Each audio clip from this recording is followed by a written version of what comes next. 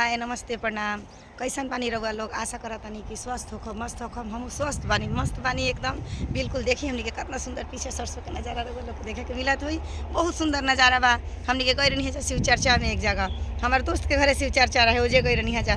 बहुत अच्छा बहुत सुंदर एकदम प्यारा प्यारा हमनी के गीत ओजा गमनी है जा। गीत गावे के बहुत सुंदर माने अवसर भी मिल रहा है। बजा के गा के एकदम झूमनी है जा खूब।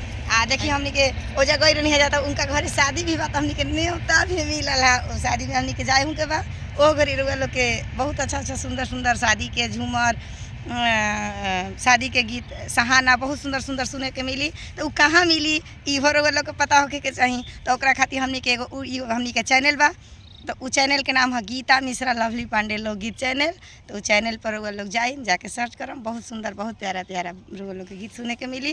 देखिए लड़की सब बकरी चरावत। हाँ देखिए जब सब बच्चा सब बकरी चरावत है, लड़की लोग बकरी चरावत लोग। बहुत सुंदर नज़ारा बा। हम निकाल बनी जाता रास्ता में नज़ारा भी दिखा दे। और आगे का नज़ारा हम लोग दिखाएंगे। दिखा दे। ये देखिए कितनी अच्छी बकरी है। हेलो बोलो हेलो। बकरी दिखाई। हेलो आओ लोग बकरी देख लो। नज़ारा भी देख लीजिए आप लोग। ये सरसों का बहुत सुंदर पीला पीला फूल है। और ये गांव का माहौल है, बहुत सुंदर गांव के माहौल में देखने को मिलता है। हरा भरा चीज़ सरसों है, जैसे देखिए उधर रहर लगा हुआ है।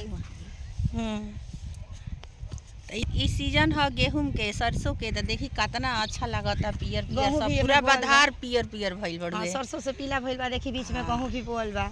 अब बहुत दूर दूर पर घर बा, चूँकि देहात क्षेत्र बा।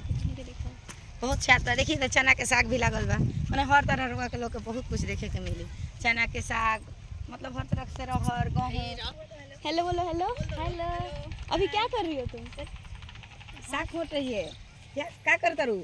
साग हेलो बुची तू भी बोला, तू भी बोला हेलो बोला, हेलो बोला हेलो।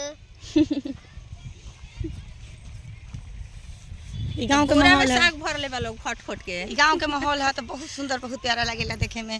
तो हमनी के चैनल पर लोग जरूर जाई। ई ब्लॉग भी वही चैनल पर जाई। तो देख के हमारा चैनल के लाइक सब्सक्राइब शेयर जरूर करम। कमेंट बॉक्स में जरूर बताई कि गांव के नज़ारा रउरा लोग के कैसा लगा।